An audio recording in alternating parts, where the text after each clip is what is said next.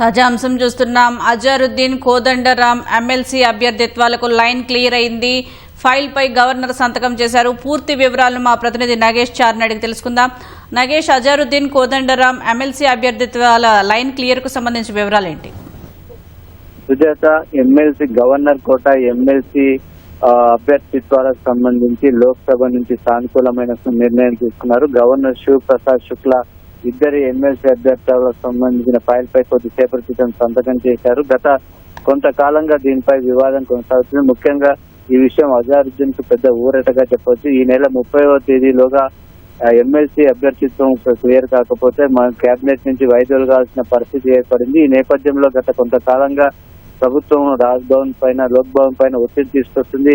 ఈ నెల 18వ తేదీన సిఎస్ అదేవిధంగా అడ్వకేట్ జనరల్ గవర్నర్ కలిసి వాటికి ఉన్నటువంటి న్యాయపరమైన చిక్కులు, ఉన్న పరిపాలన పరమైన అంశాలు, చట్టాలకు సంబంధించిన పలు అంశాలపైన కూడా వివరణ ఇచ్చారు. అదేవిధంగా ముఖ్యమంత్రి రేవంత్ రెడ్డి కూడా స్వయంగా కలిసి ఇక్కడ ఉన్నటువంటి పరిస్థితులు, గతంలో దీనికి సంబంధించిన వివాదం ఎందుకు ఈ విధంగా ఏర్పడిందో వాటన్నిటికి కూడా క్లారిటీ ఇచ్చి దాని వెంటనే ఫైల్ క్లియర్ చేయాలి, లేదంటే కేబినెట్ నుంచి వైదొలగాల్సి వస్తుంది కాబట్టి పరిస్థితి బాగుండదన్న విషయాన్ని కూడా ముఖ్యమంత్రి కూడా చెప్పారు. వీటన్నిటిని పరిశీలించిన తర్వాత గవర్నర్ సానుకూల నిర్ణయం తీసుకున్నట్టుగా తెలుస్తుంది. అజారుద్దీన్ అదేవిధంగా కోదండరాం కు సంబంధించి ఇద్దరిని కూడా గవర్నర్ కోటాలో ఎమ్మెల్సీగా నియమించేందుకు సంబంధించిన ఫైల్ పైన సంతకం చేశారు.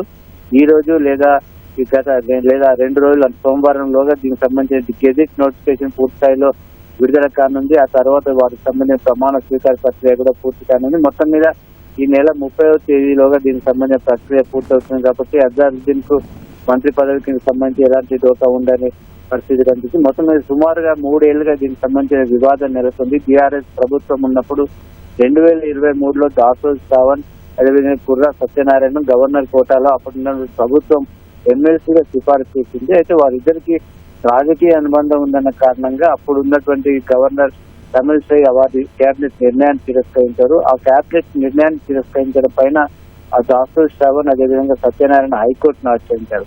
అయితే ఆ కేసు అసలు విచారణ పెండింగ్ లో ఉండగానే ప్రభుత్వం మారింది. కొత్తగా అధికారంలోకి వచ్చిన కాంగ్రెస్ ప్రభుత్వం 2024లో కోదండరాం ను, అమీర్ అలీ ఖాన్ ను ఎమ్మెల్సీగా నామినేట్ చేస్తూ గవర్నర్ పంపించారు.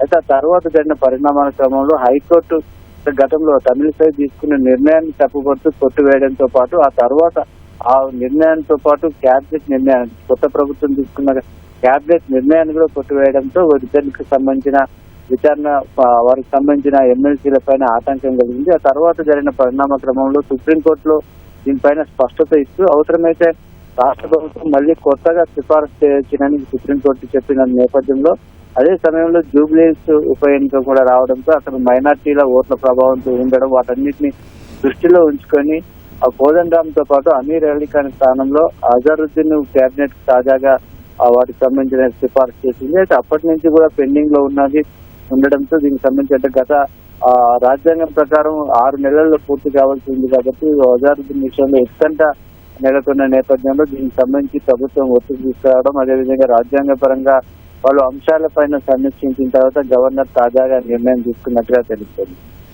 ధన్యవాదాలు నాగేశ్వరాచారి.